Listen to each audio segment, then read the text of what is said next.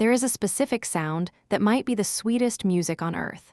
It's the heavy, solid click of the deadbolt sliding, shut the exact second your last guest drives away. You lean your forehead against the door and exhale.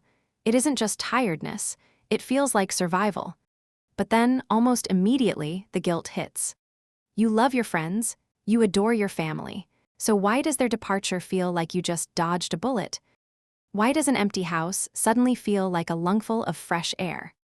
If you have ever felt this specific cocktail of relief and shame, stay tuned. We need to talk about your nervous system. You might think, am I a bad friend? Am I secretly antisocial? The answer is no. Psychology suggests that if you feel this relief intensely, you aren't rejecting people. You are experiencing a collision between two powerful forces, your primary territory and your social vigilance. This is a biological reaction, not a character flaw. To understand the drain, we have to look at environmental psychology. Researchers define primary territory as a space that is exclusively yours, a high-identity, high-control safety zone. Your home is essentially an extension of your own skin.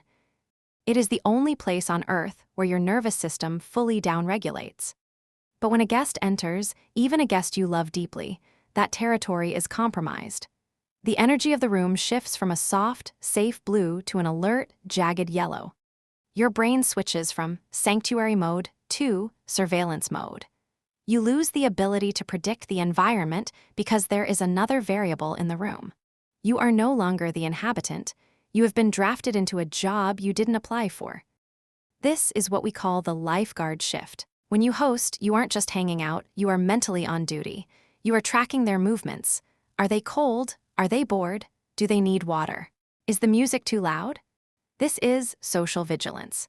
While you are smiling and pouring tea, your brain is burning through dopamine and spiking cortisol to manage the social load.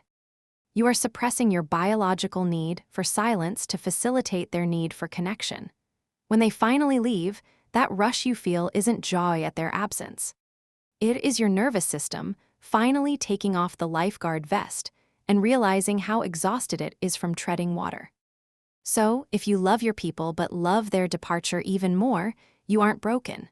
You are a territorial creature protecting your recovery chamber, but understanding the diagnosis is only half the battle. Now that we know why the brain reacts this way, the question becomes, how do we host without the hangover? Subscribe and hit the bell for more psychological explorations.